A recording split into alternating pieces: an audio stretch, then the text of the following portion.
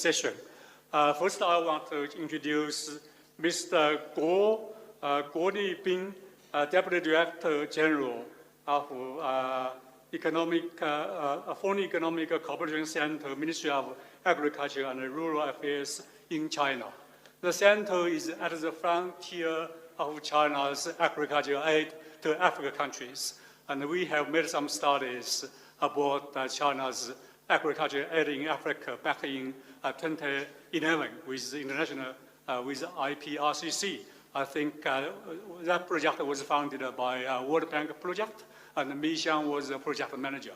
And with that project, we found the center has played a vital role in promoting China's agricultural aid in African countries and in setting up agriculture demonstration centers in African countries. So we welcome Mr. Guo to his speech. Yeah, the floor is yours.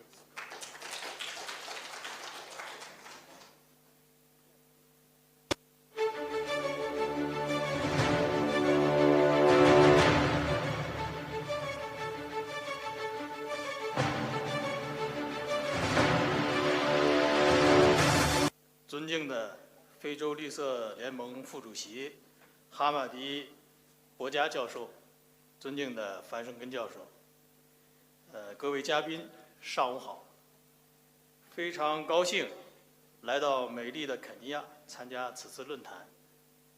首先，请允许我代表中国农业农村部对外经济合作中心对论坛的顺利举办表示衷心的祝贺，也非常感谢非洲绿盟等主办方的盛情邀请，有机会与各方分享发展经验，促进合作共赢。2024年9月，中非合作论坛峰会在北京成功举办，中方宣布将实施中非携手推进现代化10大伙伴行动，其中兴农惠民伙伴行动正是推动中非农业全面合作，携手实现现代化的。Actively boosting between China and Africa agriculture industry. For long term, China and Africa has been all joined hand together, high efficiently cooperation. The agriculture, economy, trading has been upgrading all the time. With the cooperation channel be together, and the contents has also been reached. China Rural Department, Exporting Financial Seed, which is abbreviation of FECC, is from our department, bearing on the Exporting Towarding Financial Cooperation Center. For 4 years, we're always surrounding the development assistance, boosting cooperation, and reach orientation are the 4 planks together, building platforms, conversation striking, and technology supporting, and information sharing. To help the South-South talking and China-Africa agriculture, we have 3 aspects of working. First, is set up multilateral platform for conversation with the committee of the China Rural Department. We start at the year of 2019-2023. The first and the second, China-Africa Rural Cooperation and related sub-forums.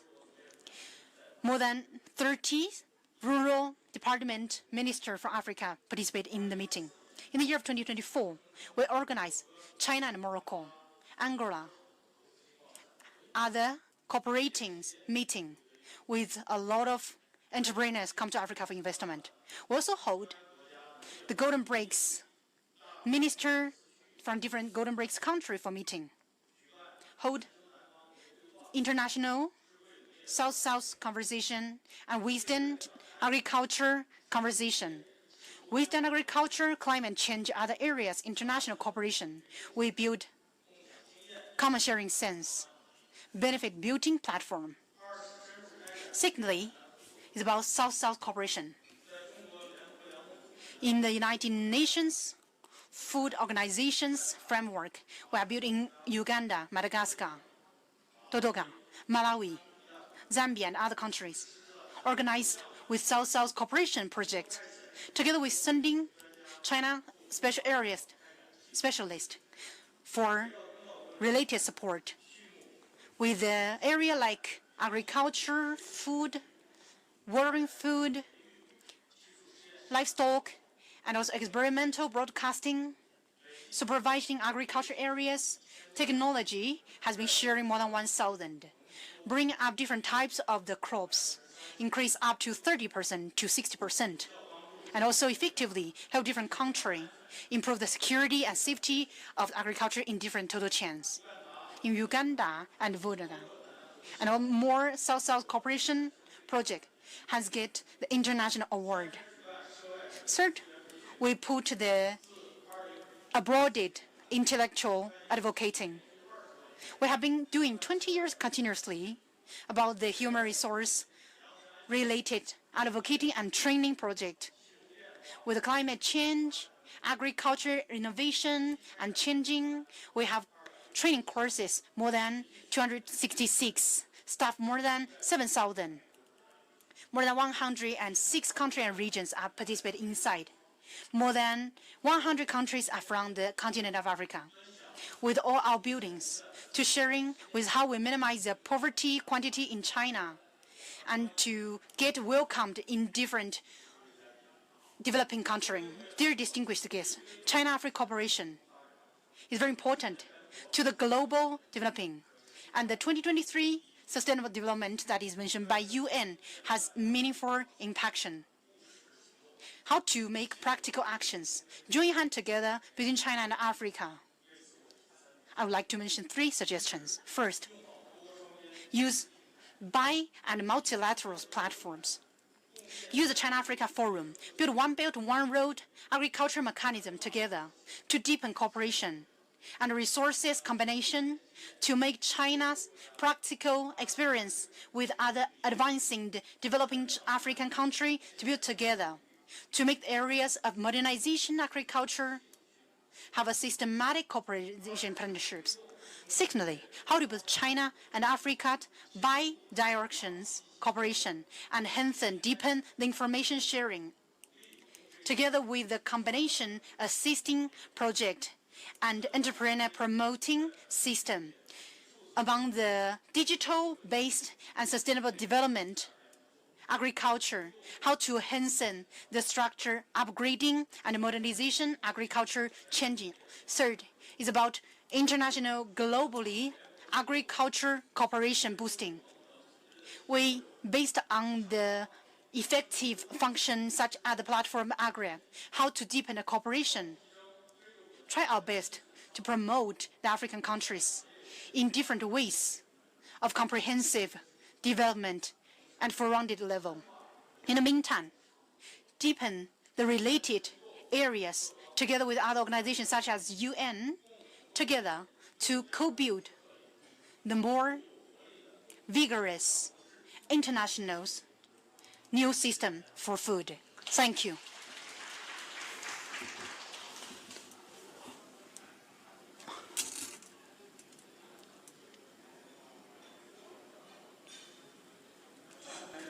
Mr. Guo, for your excellent presentation.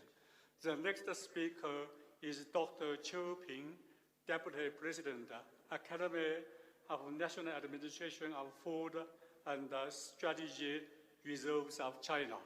And that administration is responsible for green storage and also for some of the past harvest. It is a very important organization in China and also have some Chinese characteristics. Next, welcome, Qiu Ping.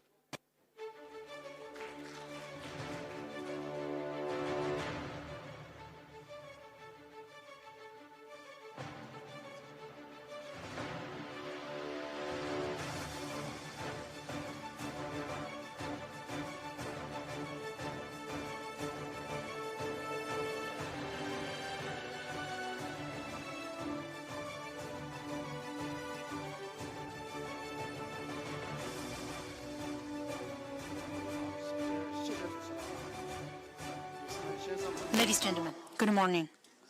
First, I'd like to thank for the hosting of the meeting to invite me.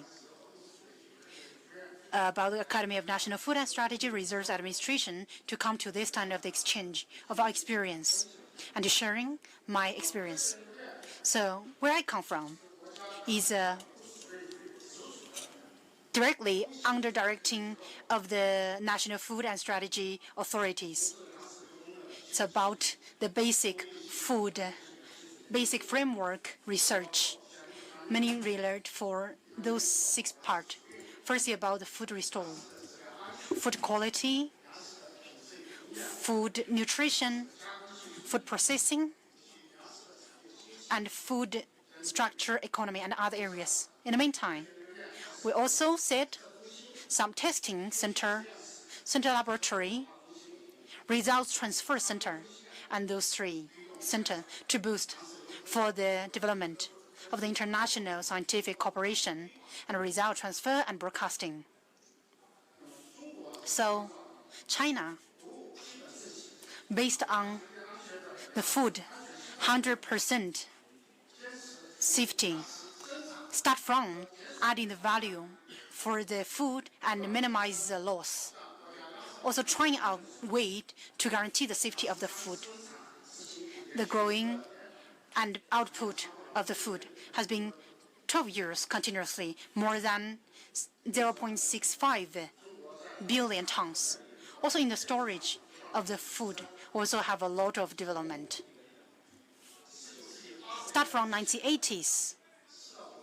We have from 4 to 5 meters of the grain storage height increased. Before is normal grain or the loose grain storage. After development, we go to the year of 1998, had the 3 batch of the National Treasure Bond grain depots carried out. And with the 2015 years, the State Council approved the construction that is a green security project. We go to like 7 to 8 years development. Until the year of 2023, we have a high standard grain warehouse construction standard issued. The technology has been changed, which is boosting the security of the food, except the quantity and the quality and quantity combined together. That is the transfer we are making, which meet the requirement for people from get full and to eat good and to eat healthy, all those change of the consuming.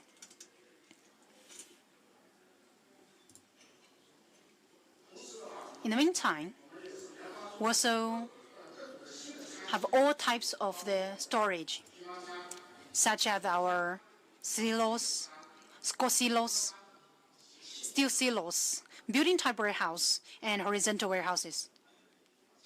Air film dome. With the one we are doing for the minimize loss of the food in the waste reduction, we also comprehensively minimize the chain of grain production.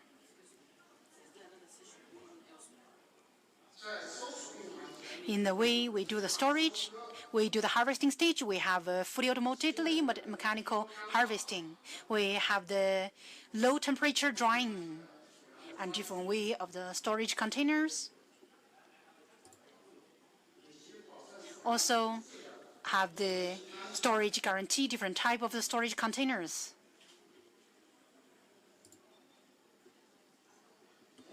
In the meantime, we innovate. The one to minimize the loss for the different way of storing. In the multiple logistic areas, we do the diversified transportation, such as cargo and loose grain transportation with a multimodal transportation, and all of them connect together, and also with a high efficiency, environmental protection, and safety logistic system. You can see the pictures over there. That is how we do. Every hour is about 4,000 tons per hour. About the processing stage, China outside promote the moderate processing technology and also the voice intelligentization application, and also about the byproduct comprehensive utilization. Also promote like the maize corpse technology advanced. And in the way of consuming, China have the anti-waste legislation and areas, have the strategy overall actions post about anti-waste and healthy food.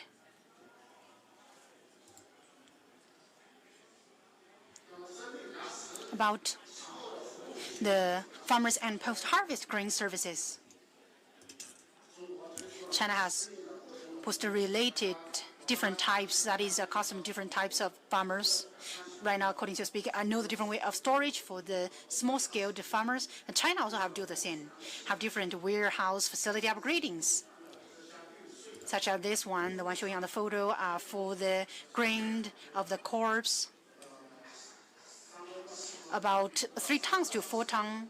Some can reach 20 to 30 tons, which is accustomed to different needs of different customers. We also establish more than 5,500 grain post-harvest services center. We have some cleaning, drying, storage, processing, and marketing, 5 types and different aspects of services. We're also promoting for the grain drying new technology in a large scale to minimize the loss of the farmers. And also for the big-scaled grain storage industry, we also have different type of the grain storage ecosystem. We have some standard, the 4-in-1 grain storage technology, which include, of course, the temp monitorings, intelligent ventilations, fumigation and cooling, and other precaution and other related technology, which is already become the standard equipment in China's grain storage places. For recent year, we also have do some upgrading among the 4-in-1 system. Together, between the eco storage and new technology, try to make into the 5-in-1 grain eco storage technology integrated system. Now we're trying to make more than 100 demonstration sites in China at present.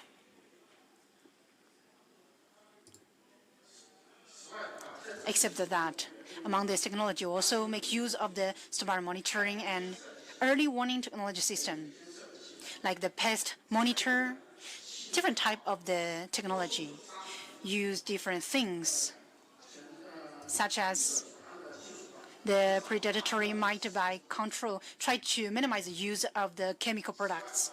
Except that, we also go through different type of the quality monitoring system requirement. We have able to make the one can replace human work, some other devices people can see. You can see on the photo, I'm showing, for example, like the rice appearance quality analyzer, the rice taste analyzer. So after you have sorted the rice for that long time, whether it tastes good, before we go through people to test, but now we can use the machine to test. And even about the freshness, about the grains, it's about after you store it, whether it's still fresh or it's not, we can use machine to test it. In the meantime, also to avoid the different affiliation made by people, we have developed some equipment to upgrading inspection and auto sampling machine about crops and beans and rice. It is totally automatic testing and inspection equipment. This system and equipment can fully reminding that the sampling and inspection throughout the receiving process, eliminating human interference, ensuring impartial and accurate quality inspection results quickly. Like the one shown in the photo, totally, everything after every data is out, only within 10 minutes it can be done.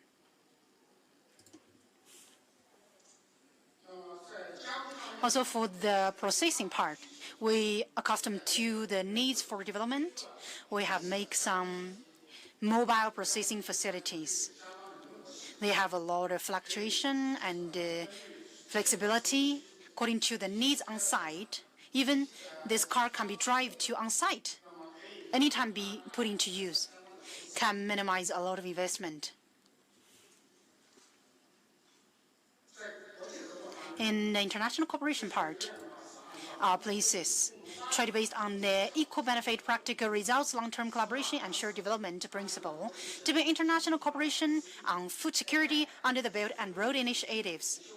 and also with other related courses for communication and technology, experience sharings. Also, we're trying our best to boost the communication and cooperation between China and Africa. Because of the time issue, that is just brief introduction and sharing from my part. Last, I would like to sincerely wish this meeting have a broad success. Thank you.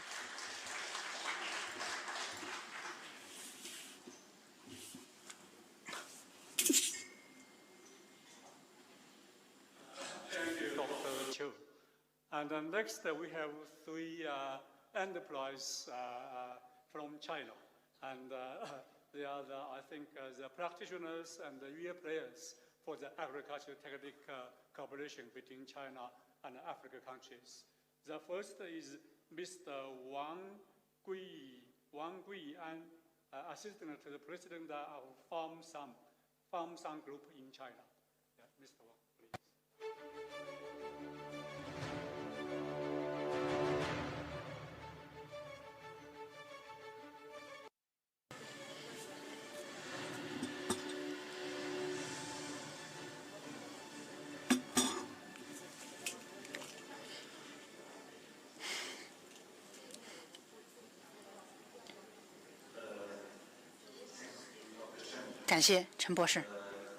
Distinguished leaders, experts, estimated guests, ladies and gentlemen, good morning. This is Wang Guian from Farm Group. Farm Group actually is an international companies group in private sector. Today, it is a great honor. 非常荣幸能够代表丰尚农牧有限公司分享中国科技赋能非洲农业的实践愿景。沃斯作为从田园到餐桌全产业链的解决方案服务商，在粮食仓储、深加工 and smart livestock farming. Today, we are using technology as a bridge to bring China experience into Africa's future. First, we want to use technology empowers agricultural production from relying on weather to smart agriculture. Actually, Africa has vast agricultural potential but face serious challenges, such as unpredictable climate, low productivity, and food insecurity. Since the Forum on China-Africa Cooperation began in 2000, our partnership in agriculture has grown stronger and more comprehensive. FarmSan is working to maximize agricultural benefits through advanced equipment, smart systems, and digital management. I will make more explanation from 3 different points. First point, smart agriculture machinery improving efficiency and reduce burden. We have established a deep strategic partnership with Chinese leading machinery brand Zoomlion. Our autonomous harvesters operate at 6.6 acres per hour, several times faster than traditional machine. Our plant protection drones reduce pesticide use by 60% in quarter 2025. China agri-machinery exports to Africa rose by 25.7%, benefiting 37 countries. Second point, precision irrigation saves water and increases production. Only 4% of the cultivated land in Africa is artificial irrigated, while the productive of the irrigated land is 2 times higher than rain-fed land. We offer precise irrigation solutions. Compared with traditional flood irrigation, water savings can reach about 80%, and the yields of the crops such as tomatoes and corn can increase by 300% while farms' annual income can increase by about 4 to 5 times. Third point, intelligent grain storage technology reduce losses and gains. In Egypt, we have jointly built a production base with China Africa Fund under the Chinese Development Bank. It has been running for over a decade, creating more than 500 plus jobs by leveraging the strategic location of this cooperation zone. We manufacture grain storage equipment customized to Africa-specific demand. This enables seamless, no-contact grain handling and efficient back-in and back-out operations. Reduce post-harvest storage loss from 25% to just 5%, even more than that. Through continuously technological innovation, FarmSun promotes food security and safety by advanced, smart, and sustainable grain storage solutions.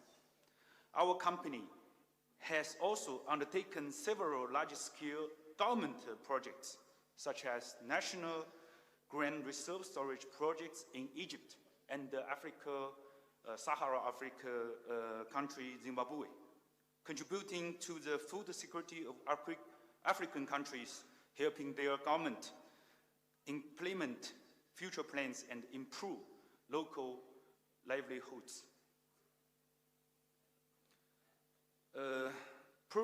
Actually, FarmSun providing integrated solution for entire chain for agriculture and animal husbandry industry, link the full agricultural chain for great value.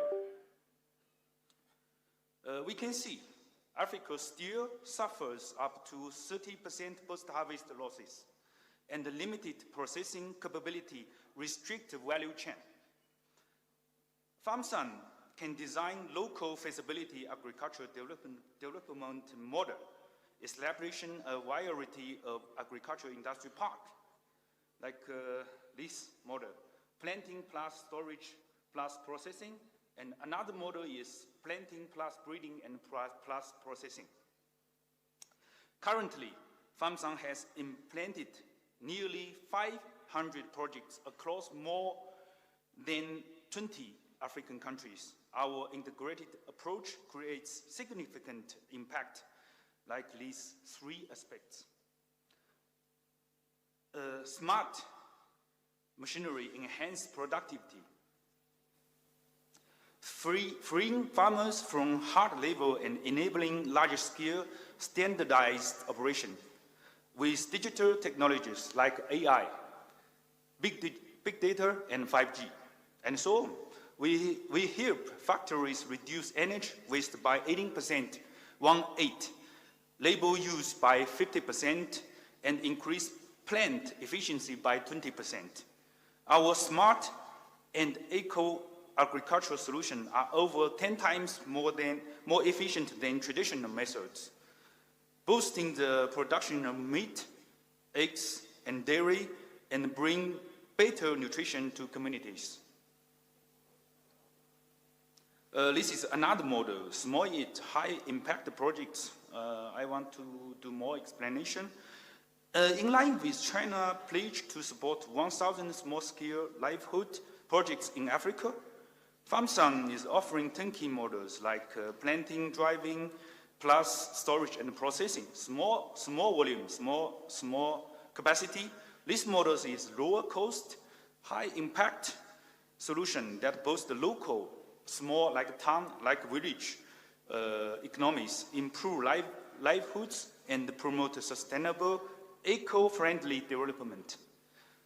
Practical experience has shown that these kind of models can meet the needs, demands of African people and efficiently address national economy and livelihood issues. Collaborative innovation from FarmSun and talent development build a sustainable ecosystem. Technology alone is not enough. We'll focus on build local capability and sharing innovation to African country. FarmSun invests at least 5% of our skills into R&D institution with innovation platform across Asia, Europe, and the US. In active response to China Build and Load initiative, FarmSun is advancing its globalization strategy with a strong focus on globalized R&D, worldwide marketing and service network, international globally production base, and oriented talent pool. We expand globally with a plan for 4 overseas production bases and 6 R&D institution center. Till now, we already built a global network of 54 marketing and service outlets and delivered over 11,000 plus projects in more than 140 countries. Beyond the business, so far, we've trained over 300 professionals from 44 different developing countries. It provides talent support for prosperity of the agricultural food industry. Friendly speaking, friends, Africa still have over 800 million people facing food insecurity, but FarmSun and some other countries' organizations believe one seed can change a harvest, one technology can transform an industry, one model can empower a generation. FarmSun hope to bring China modern agricultural science and industrial model to more African countries to help create jobs, improving living standards, solve the poverty issue, and build a solid talent foundation for sustainable national development. Let us, in the name of agricultural science and technology, growing a new hope across Africa country, rich soil, together. Thank you very much. Thank you.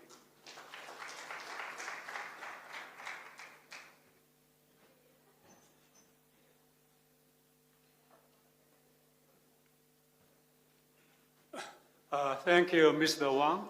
And in the last 2 years, when I traveled to Asia countries, to Latin American countries, and I saw more and more farm machines from China.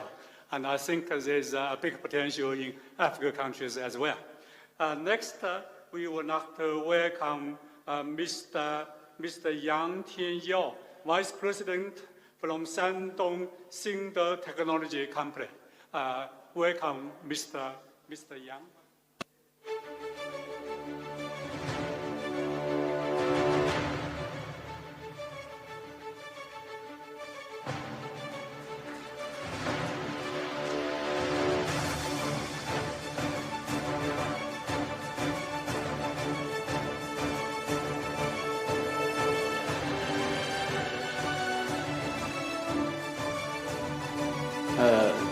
Ladies and gentlemen, good morning, and it's my great pleasure to be here to share some of perspective and idea across this animal husbandry, especially for the poultry production. And we all know that United Nations will adopt these SDG goals 2013 in September 2015. There's including all this economic and social and environment development around the world. And the prime goal of these SDGs is top 3 is more related to the human beings, no poverty and zero hunger. but according to the report 2024, if current trends continue, there will be still more than 590 million people under poverty, and 1/5 of children are starving in 2013. And especially in Sub-Sahara Africa, this situation is most widespread here. So what's sustainability for agriculture? Yeah, we have 3 parts. One is environmental sustainability, and also the second is economic sustainable, and the third one, we need to safeguard the health of animal or our farm species, for example, animal welfare.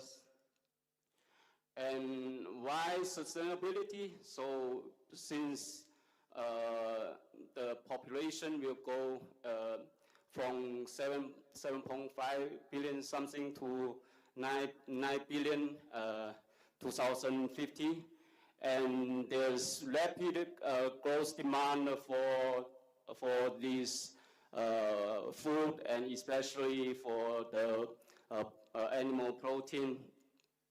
And currently, we are overusing our resources, so it's unsustainable. So we face big challenge to feed these 9 billion people in the future. How sustainability in this particular situation, I will talk a little bit about more about animal protein. We have cattle, we have pig, and also poach. Among them, poach, including both poached meat and eggs, will be play a vital role in the food safety and agri-sustainability. Why? Because poach produce very efficient. The efficiency of poach, for example, the feed conversion ratio from poach now can reach 1.5 to 1.8 kilo feed to produce one kilo meat, poached meat, and at the same time, since the efficiency is quite high, so it's affordable for most of the peoples, and also a healthy protein for human, and there's eating globally because no religions difference. Majority of the people can eat poached meat, and it's the poached meat predicted to be double by 2050. And innovation continues, so the efficiency of the production for broader, for example, the genetic, nutrition, and husbandry still allow huge advance here. And especially now in Africa, as estimated, it's now around, we produce here around like 3 billion broiler, and the consumption for poached meat are still quite low in this area. And feed conversion ratio and livability is key factors for poached production.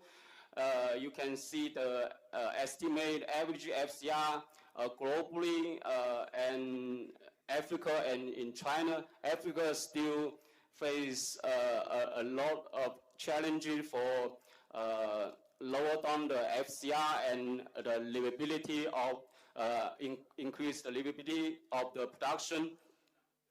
And optimize this FCR or livability can help us produce more meat with less feed, and this would help us to provide more food with the same land. But disease is the key threat for poultry production, especially for avian influenza and Newcastle disease. You can see there's recent year, their high-tech zoological avian influenza will affect this production. And China, we have a lot of experience on poultry production with world most large egg production and with more than 12 billion broilers a year. And we are facing similar challenges, but we have good experience on disease control.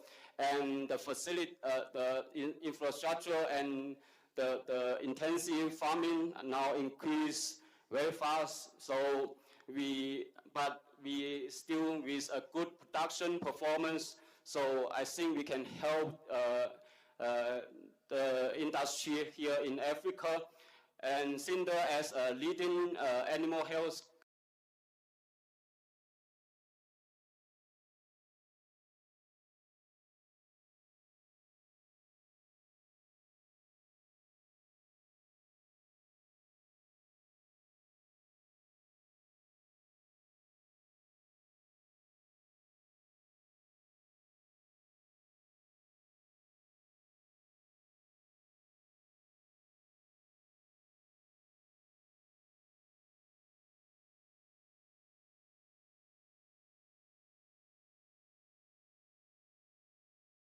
which can help us to customize a solution and help this industry. And these are some training and lab service we provide to this market. And hopefully we can work together with the local authority and our customers here in Africa to help produce more efficiency, more affordable animal protein. Thank you.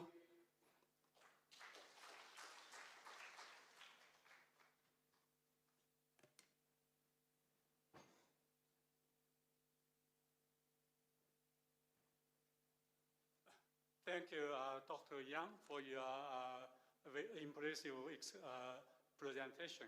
The finally, we have Ms. Ma Xiaoyan, Senior Manager of Africa Affairs and with Beijing Jinhua Agriculture Science and Technology Innovation Center. Welcome, Ms. Ma.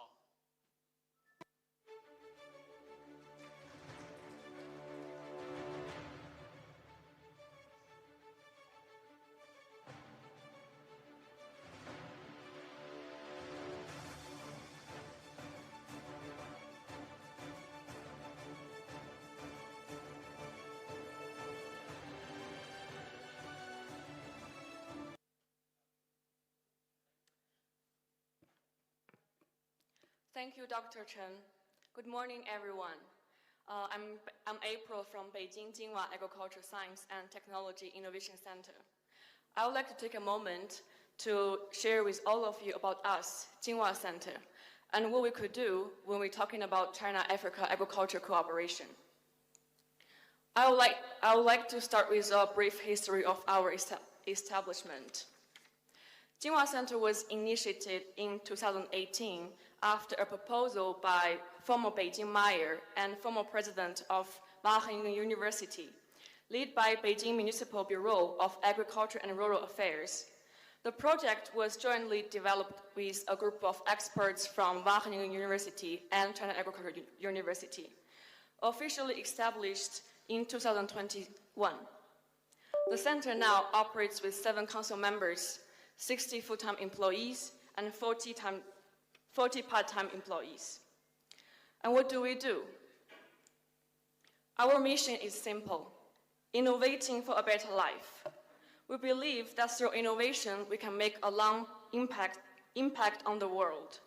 Our vision is to become one of the leading agriculture platforms globally, a goal that we're actively working towards every day.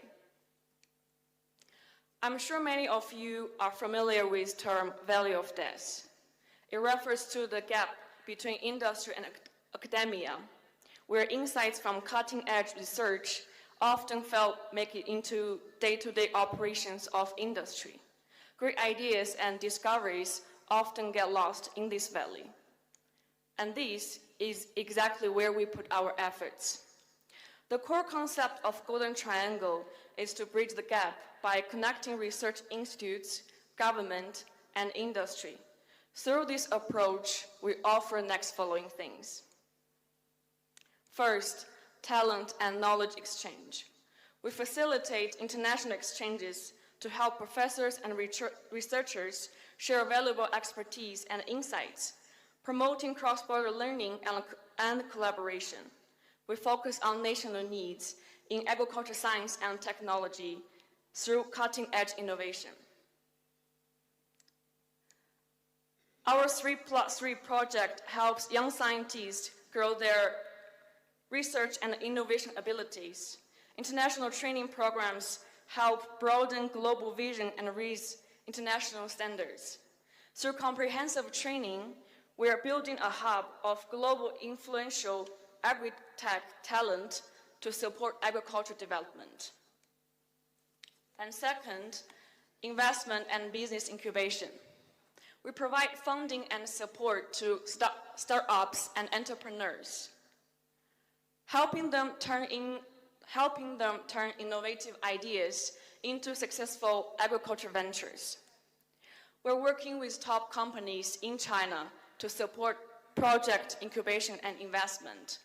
And at the same time, we're also open to cooperate with African companies, especially along the agriculture value chain. Third, concept testing and product validation.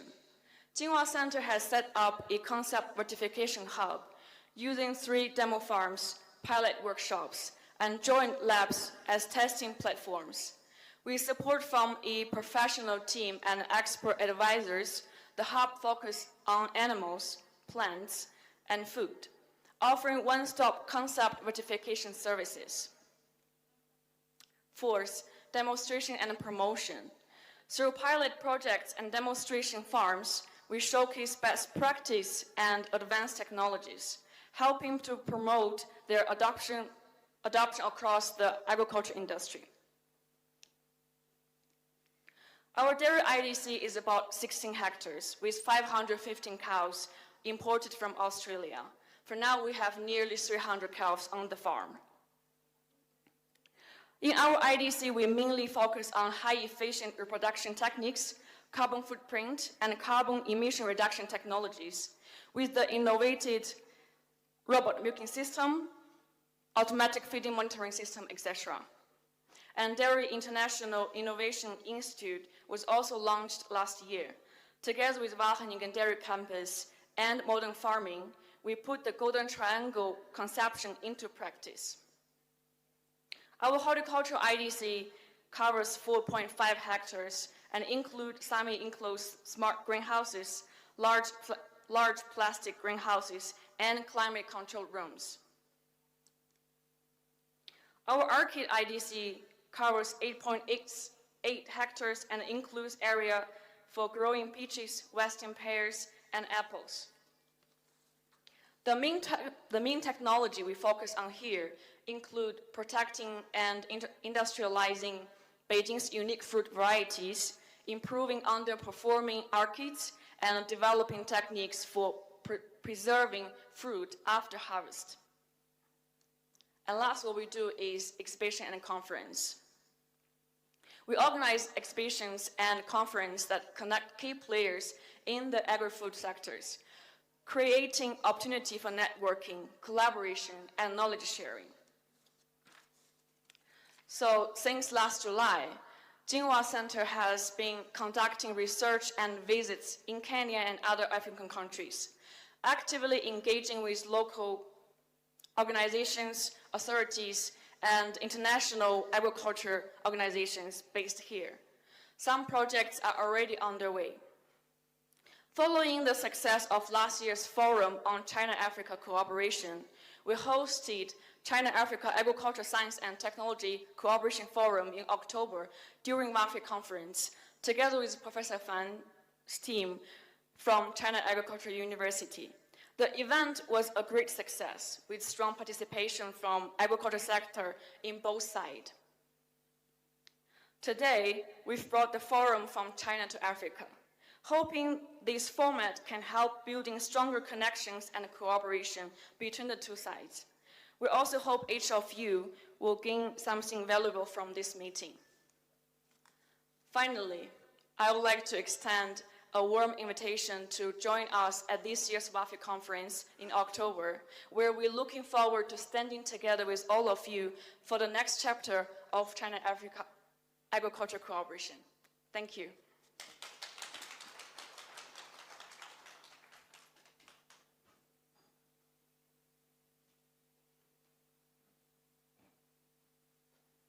Thank you, Ms. Ma. And this brings this session to the conclusion. And I have two reflections. And when I had that visitor yesterday, and also listened to the introduction from the two Chinese companies, and I think agriculture transformation and the cooperation in science and technology in agriculture and is capital incentive. And that needs lots of money in terms of farm machines and new technology in agriculture and for green storage and for some other agriculture technology progresses. So the question is where the money comes from, especially to promote agriculture technology and from exported-oriented sector into small-scale farming in African countries. So this is my question. And so I think one possible solution is blended finance. And to think about the role of donors and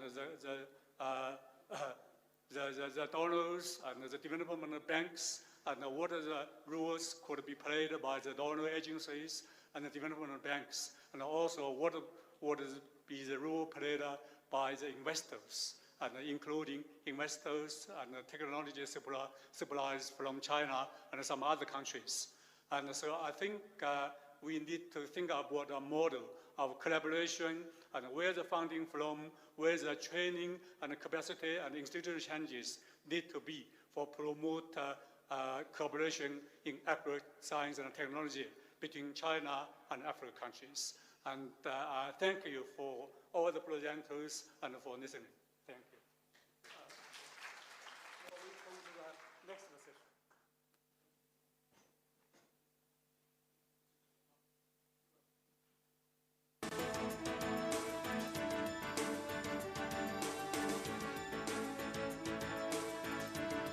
Good afternoon, everyone, and thank you, Prof, for moderating a very wonderful session. My name is John Machari, and I'll be taking you through the next round. And I truly enjoyed the previous session because it really focused on efficiency within agriculture. It focused on how we can bring about innovation in our agriculture transformation, but it also focused on scale. I was very happy to hear about the 12 billion production of broilers per year, which is pretty amazing. It was very interesting to hear about the feed conversion ratio within the chicken and poultry sector vis-a-vis livestock. It was very interesting to hear that we do have tractors that can actually work on 6.6 acres per hour. Having heard from our colleagues from China, I think right now we would like to hear from our local partners, and I would like to call on stage Dr. Joyce Maru. Dr. Joyce Maru, the Regional Director of Africa at the International Potato Center.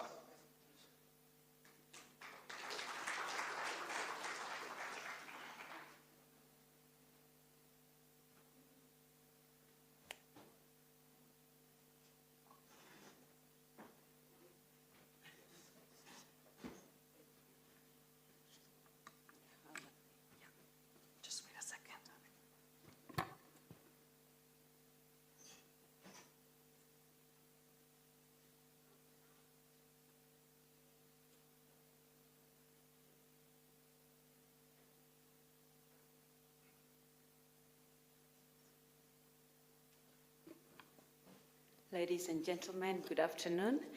I would like to first of all start by thanking Professor Shengen and the organizers of this event for giving me and CIP, International Potato Center, an opportunity to speak at this very prestigious event. The main focus is supposed to be on local innovations and food systems transformation. But really, I must say that so far the discussions have been so enriching. So it's been more of a learning experience in terms of what we can already take and apply or what's already happening.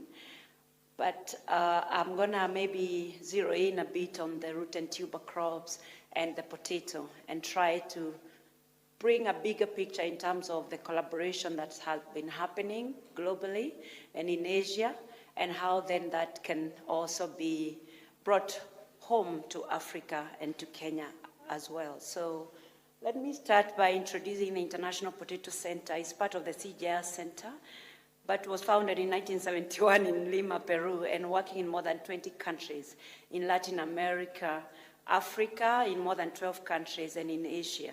So for more than 40 years, CIP has been working in China under an agreement with the Ministry of Agriculture and Rural Affairs.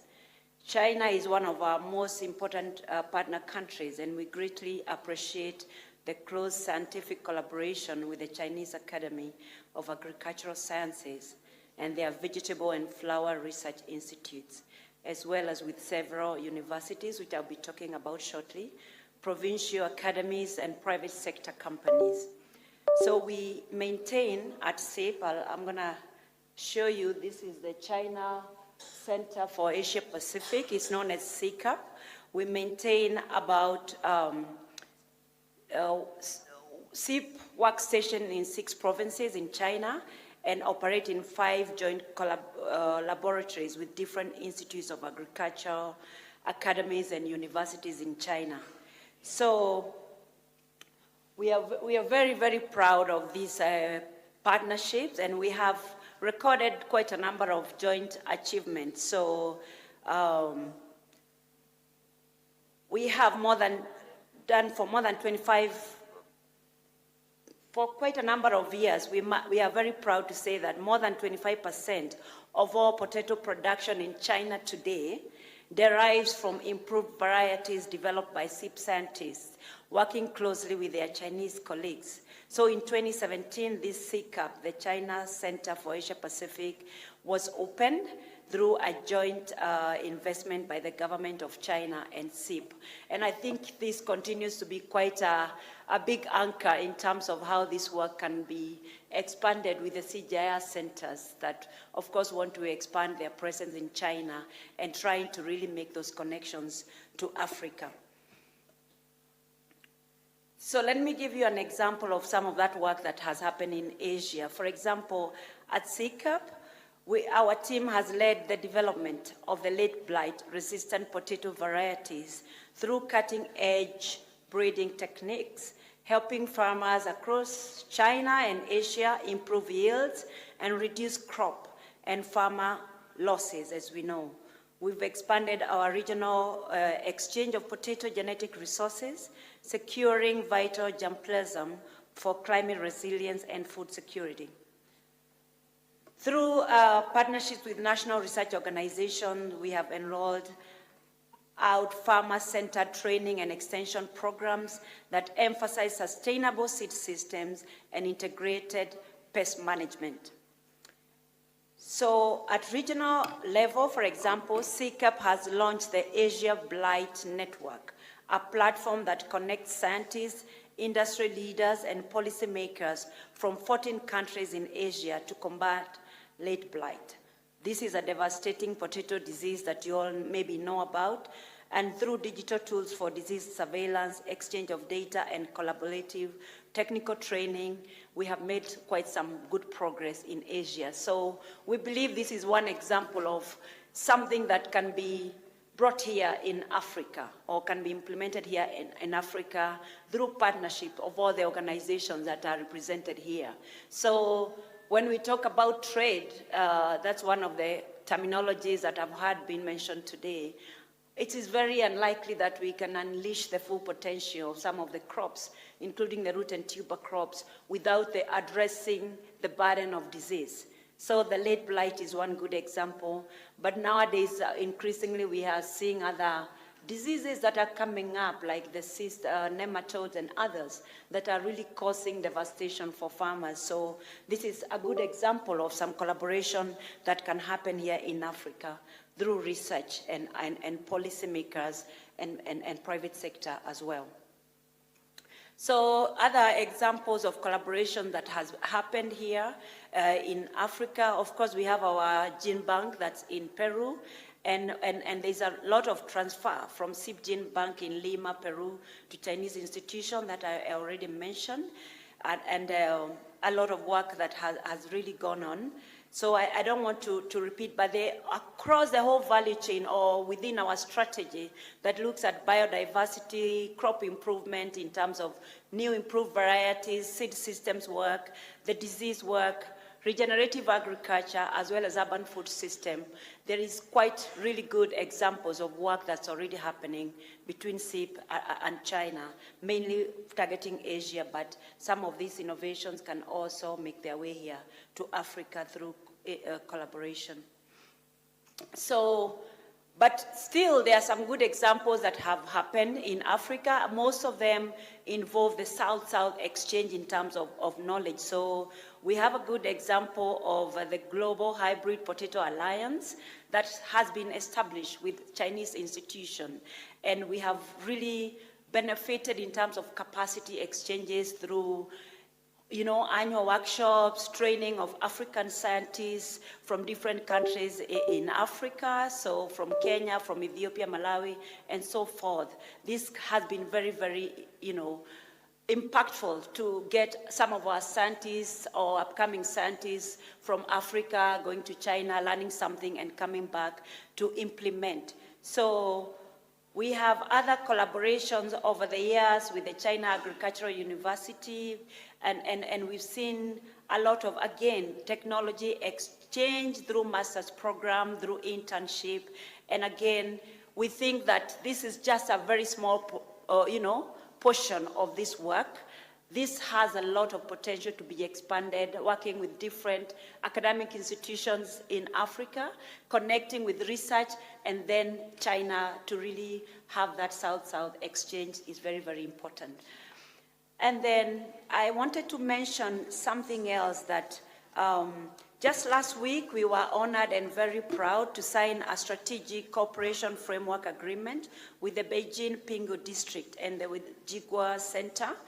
This agreement is really, really important, and it really shows a lot of willingness to continue working together. Although this agreement was done in Peru, I was part of the team that was planning for that, and we believe that it's an agreement that will provide a strong platform for our collaboration in China, not just elsewhere, but here in Africa. And as SIP, we are committed to make this a very active and productive collaboration that will benefit everybody. Some of the areas that we think are very, very important, and it's already been mentioned today, is mainly on the post-harvest loss management, apart from the disease burden that I mentioned about. Another issue that is really still a bottleneck here in Africa is the food loss, food waste, not managing our harvests, post-harvest. So we have a lot of post-harvest losses. Within the potato and sweet potato, we are doing a lot of work to really manage that, whether it's on cold storage technologies, whether it's on value addition and processing of potatoes and sweet potatoes as well. This is really, really coming up as an area that a lot of private sector want to get involved. We think that we can collaborate with China, for example, to get the equipment and the technologies that are cheaper and more affordable for our people here in Africa. And within that kind of learning and knowledge exchange, then we can really try to see how then those can be fabricated here more locally and in a more affordable way. That way then we really begin to see some change. I'm almost finishing. So that's one area that we are really looking into through our urban food systems pillar, but also in terms of course, the genetic conservation. The biodiversity is another big area that if we don't really conserve our biodiversity, then there's no need of talking about sustainable development. So we think that issues around cryopreservation and investment in some sub-regional hubs here in Africa to really conserve our biodiversity can also go a long way to unlocking that potential that we all want. So those are just some of the highlights that I wanted to make. And just to say that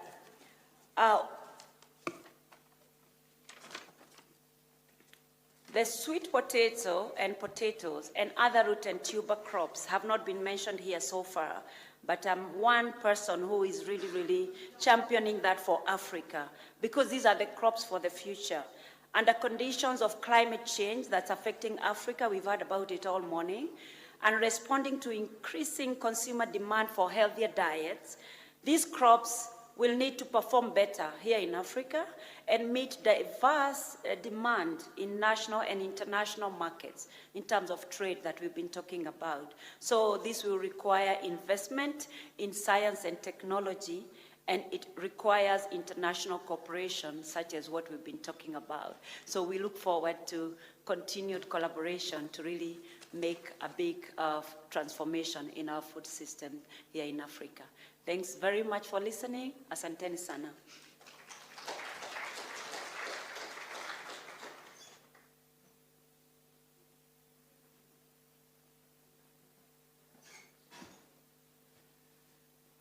Thank you very much, Joyce, Dr. Joyce. And in all fairness, I'm a firm believer that potato is actually the food of the future. If you consider what the gentleman was talking about, feed conversion ratio was talking about, in Kenya, we have the potential of getting to 30 tons per hectare, whereas the national average is 6. And if you compare that to maize, the best you can do in maize is 6 to 7 tons per hectare. And so if you look at the use efficiency, it's better on the other side of the potato. Ladies and gentlemen, we have the pleasure of having Dr. Bimal Kantaria, who is the chairman of the Agriculture Sector Network, as well as the managing director of Elgon Kenya Limits. Dr. Bimal, you're welcome.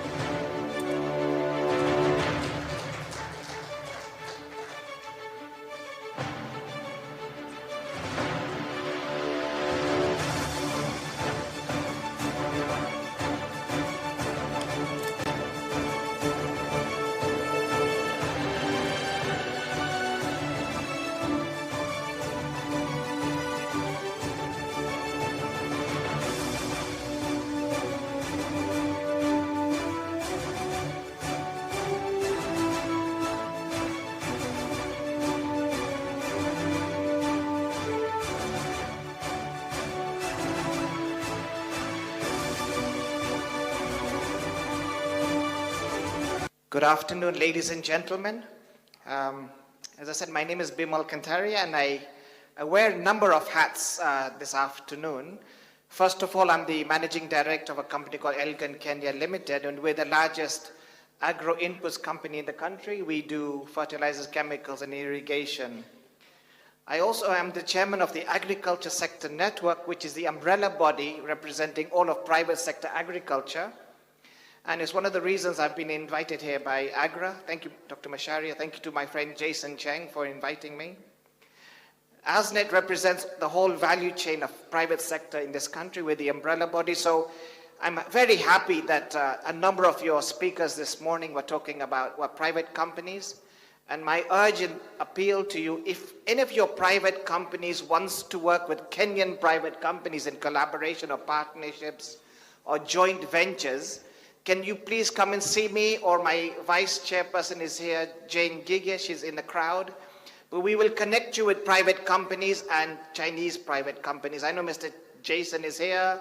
He's also very close to us. Dr. Macharia is here. They all know us very well, and we work very well with AGRA in Kenya. But I did want to talk to you, ladies and gentlemen, about a very new agriculture technology center that we've, as a company, have now built, and it's going to be the first of its kind in Kenya. It's going to bring academia and private sector together, and we're about to launch it in the next 1 or 2 weeks. We're just waiting for His Excellency the President to give us a date when he's going to come and open it. But the idea is that this will be a nexus or the center point for companies in the world to bring academia and private sector together. I will quickly go through what the ambition is for this center. The building is ready, the staff are there, we're just waiting for the opening, and it's with Nairobi University.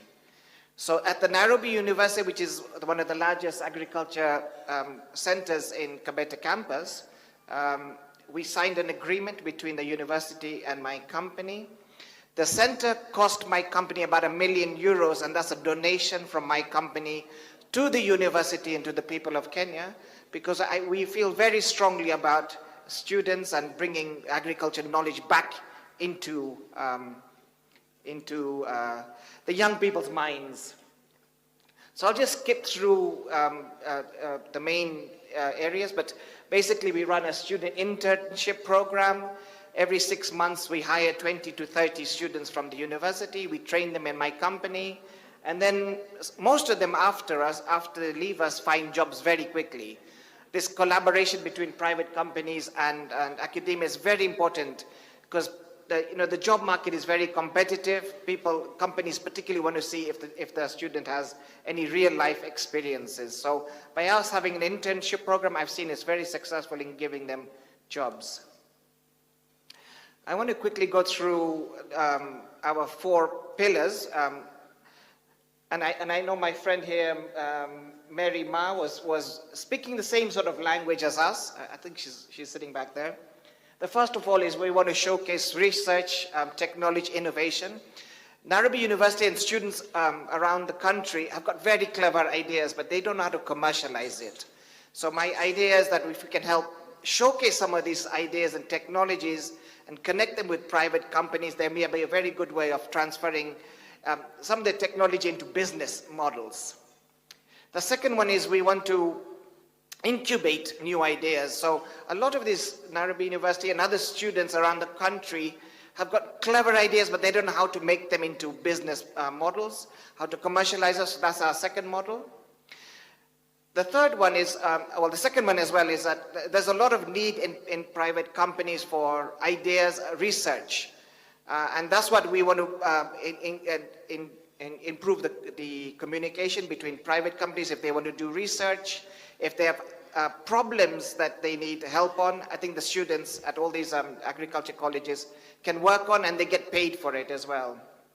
And the final one is about capacity building and community service. Again, a very important part of bringing more business ideas into the syllabus of the university. So those are the 4 main pillars. As I said, the building is ready. There's about 25, 30 acres that we have now used for. If you want to showcase your technologies to all of these students, then there's space for you to bring your tractors. If you have AI, drones, all that sort of stuff, and you want to showcase it to a vast audience of a network of universities, then this is a place to do it. There's enough land there. I did want to mention that CATIC now has got a network of 64 learning institutions across the country. So all the agriculture colleges, all the agriculture universities, and all the agriculture TVETs, the technical vocational are now going to be housed under CATIC through the Ministry of Agriculture. So we have an ability to reach across the country through the deans of the universities and the colleges. Again, I don't want to spend too much time, but I am, of course, here to discuss with you about how to collaborate. This was at the groundbreaking ceremony. Our Prime Cabinet Secretary did the groundbreaking. The Vice Chancellor and the Chancellor were present. A number of officials were also present, and I know some of my friends from China were also at the opening as well. So I don't want to spend too much time on it. The center is ready, and we are looking for partnerships and collaborations. I'm hoping that any private companies or members of any departments in the Chinese government who are looking to expand into the academia world and collaborate with private sector, please come and see me. Please come and see Jane Gige. I don't know if I have my mobile number anywhere there, but Jason is here, and Dr. Mashari will give you my contacts. Thank you very much indeed, ladies and gentlemen.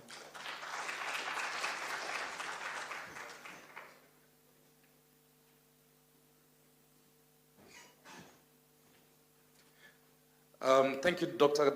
Kantaria. I like the fact that you referenced on the valley of death and the golden triangle that Ms. Ma talked about. So the previous speaker, Dr. Joyce, did mention about diseases like the potato cyst nematode and a lot of blight, late and early blight. And because here we are very careful about diseases, we are also fortunate to have an official from the Kenya Plant Health Inspectorate representing Professor Theophilus Mutui, is Deputy Director Hilda Miranyi. You're welcome, Daktari.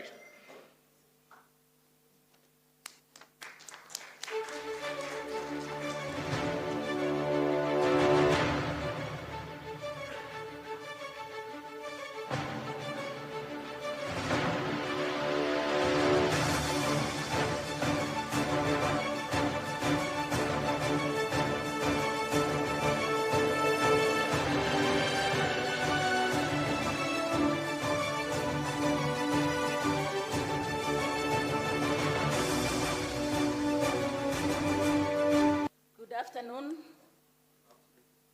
Yeah, my name is Hilda Miranyi. In a very new department within KEFIS, that is Regulatory Research and Compliance. And I am happy that we are talking about innovation and research here. That is very pertinent to us because we need to find new ways of solving problems that are currently bedeviling our horticulture industry. So thank you so much for the invitation.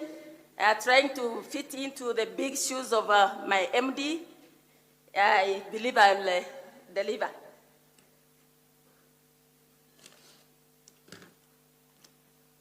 So that is our institution, the Kenya Plant Health Inspectorate Service.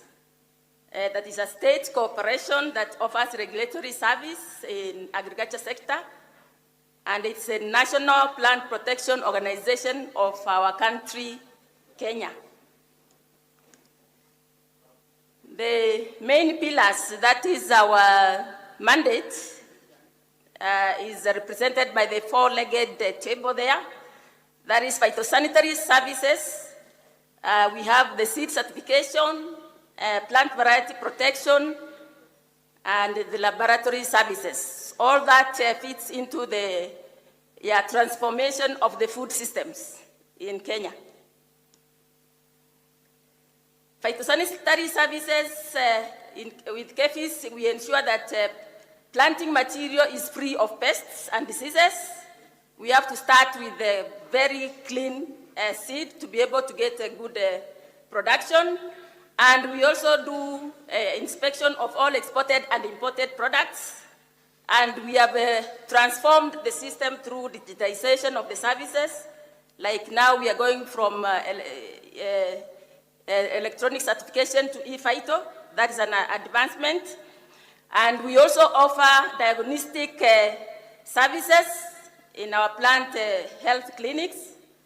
We also have accredited a number of facilities that offer phytosanitary treatments, like the hot water treatment and vapor treatment for mangoes, to be able to access some very stringent markets. We are also implementing the national policy on the introduction of and the use of GMOs.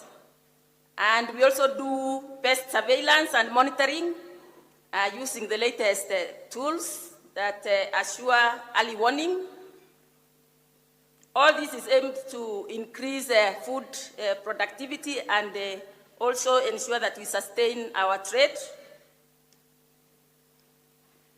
The other mandate is mainly seed certification, and that is to undertake seed certification by conducting rigorous tests throughout the process. We start from the field and follow it up even to the seller's shop in the seed stockist facilities. Then with that, we ensure that farmers have access to adequate amounts of seed that is well certified for improved productivity and sustainable growth for our country. The plant variety protection is also key. We have talked a lot about climate change, which has posed a number of challenges in terms of crop production and predictable weather patterns. You all know La Nina, El Nino phenomenon. That has also brought about emergency of new pests, the fall scottling moth, the fall armyworm. It has also led to changes in soil salinity, so we need to also move with the speed to introduce varieties that can counter those challenges. And this is what plant variety protection does by testing and releasing those climate adaptable varieties. A total of 41 climate smart varieties were released in the last three years after doing a national performance and the DUS testing. So KEFIS, in consultation with a number of stakeholders, also developed a protocol that enhances certification of those climate smart crops like the cowpeas, green grams, millets, and such like. Sweet potatoes that has been mentioned, the sorghum, those traditional crops that are key to sustainable agriculture. And the adoption of is made possible by ensuring that farmers get enough of this certified seed. It's one part to produce seed, but if it's not adopted by the farmers, then it has not reached its goal. So KEFIS has registered a number of seed companies that are involved in production of seed of these climate smart crops. And as a result, we have also registered seed merchants that deal with the standard seed production of these climate smart crops. By implementing plant variety protection and administering plant breeders' rights, KEFIS actually incentivizes. That means it gives incentives to the investors to see that they are getting value for their money and they can put more effort into research for the developing of new plant genetic material. Analytical chemistry lab is also key in supporting sustainable crop systems by quality testing and certification of services of various agro inputs. That includes chemicals, fertilizers, soil and water testing. We have our main one at KEFIS headquarters, Karen, and this ensures that farmers access reliable inputs to boost agricultural production, and also food safety and the quality is done because we also need, as we need volumes of food, we also need it to be safe for our people to consume healthy food and also meet international market standards. We also have our main pest diagnostic laboratory at plant quarantine station in Muguga that deals with all those areas: nematology, virology, mycology, molecular biology, entomology, tissue culture, and bacteriology. That supports our diagnostic processes. As KEFIS, we have also collaborated. Dr. there, she mentioned about sweet potatoes and Irish potatoes. These are key crops that we are looking into. We have collaborated with a number of partners like the IITA, that is International Institute of Tropical Agriculture, on cassava germplasm. This one is a process of elimination of these viruses in cassava that we use various technologies that can ensure that our farmers get good germplasm exchange. So the goal is to conserve our land races, the original land races, enable movement of best land races and breeding lines for multiplication, and the multiple location of trials that can work in any country to feed into the clean varieties into the seed system. And we use various techniques to do that I've mentioned there. And we have undertaken a number of projects towards this to produce more varieties and and share with our neighbors. So the neighbors are listed there. We have Tanzania, where we have released virus-free land races, Rwanda, and Burundi, as you can see them there. So that's quite a progress in terms of transforming our agriculture in that crop. So we have also collaborated with the CIP on Irish potato germplasm.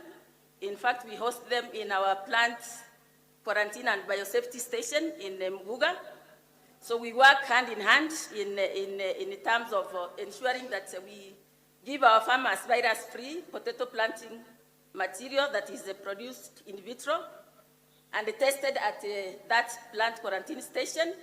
And it is multiplied to be enough to be shared with our neighbors as clean starting material for seed production.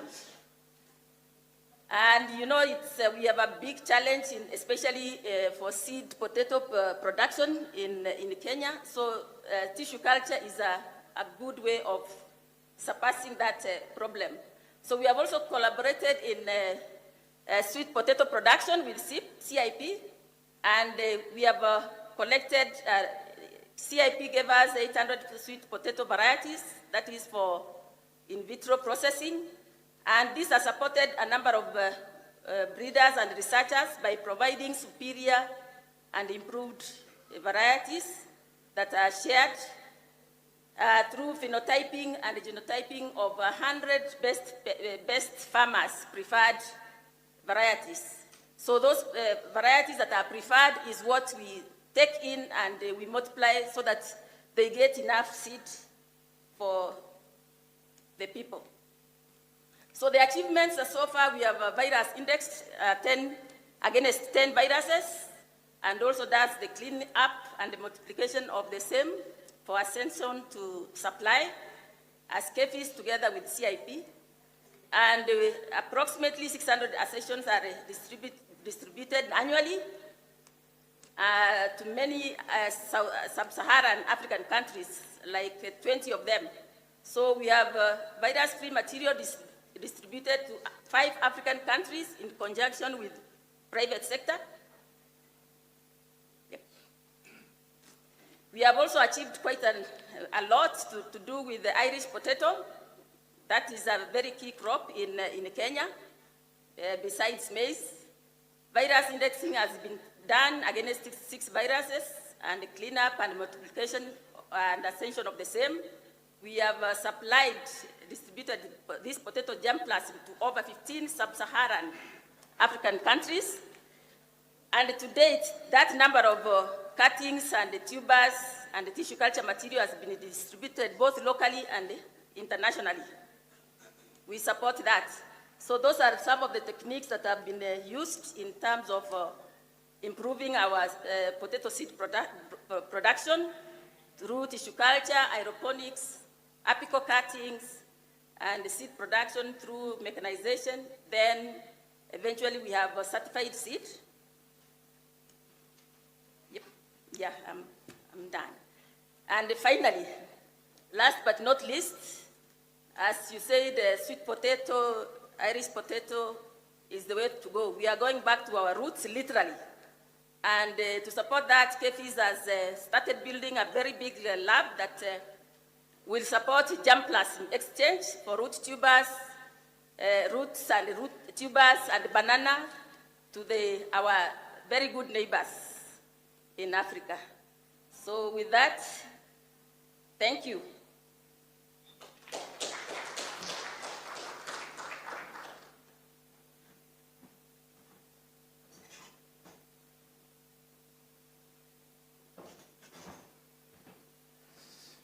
Thank you very much, Dr. It was important that she makes her presentation. In terms of cooperation, KEFIS has actually approved a grass variety that is actually supporting our livestock here in Kenya. In terms of conclusion, I think we have all heard Kenya and Africa are open for business. They are open to collaborate in the areas of science, knowledge, and technology transfer. There are areas to do with innovation, like we had this morning around grain storage, around poultry, around mechanization, around digitalization, and we are really looking forward to engaging with yourselves through Dr. Bimal Kantari of ASNET. We did have apologies from the Kenya National Chamber of Commerce and Industry, as well as Can Invest, but they are all willing to provide platforms for us to be able to engage. So that marks the end of this morning's session, and I do have some instructions from the organizers.